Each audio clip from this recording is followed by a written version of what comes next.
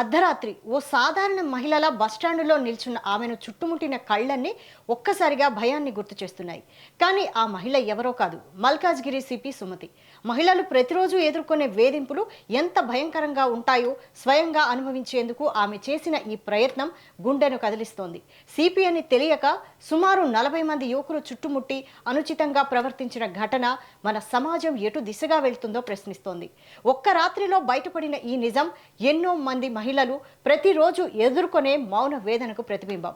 అయితే వెంటనే స్పందించిన పోలీసులు అక్కడికి చేరుకొని వారిని అదుపులోకి తీసుకున్నారు. అనంతరం వారందరికీ కౌన్సిలింగ్ నిర్వహించారు. ఈ ఘటన ద్వారా మహిళల భద్రతకు పోలీసులు ఎంత ప్రాధాన్యం ఇస్తున్నారో స్పష్టమవుతోంది. అలాగే సమాజంలో యువత ప్రవర్తనలో మార్పు అవసరమని ఈ సంఘటన మరోసారి గుర్తు చేస్తోంది.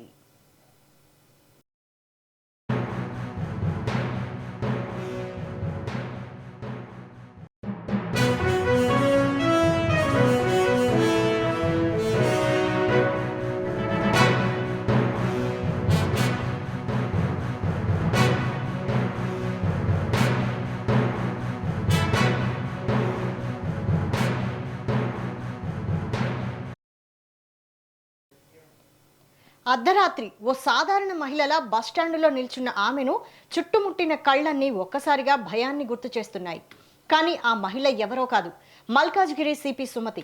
మహిళలు ప్రతిరోజు ఎదుర్కొనే వేధింపులు ఎంత భయంకరంగా ఉంటాయో స్వయంగా అనుభవించేందుకు ఆమె చేసిన ఈ ప్రయత్నం గుండెను కదిలిస్తోంది.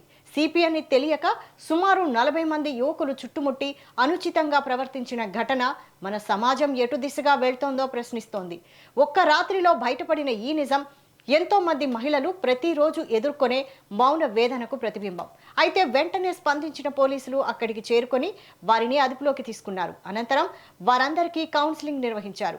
ఈ ఘటన ద్వారా మహిళల భద్రతకు పోలీసులు ఎంత ప్రాధాన్యం ఇస్తున్నారో స్పష్టమవుతోంది. అలాగే సమాజంలో యువత ప్రవర్తనలో మార్పు రావాలని అవసరమని ఈ సంఘటన మరోసారి గుర్తు చేస్తోంది.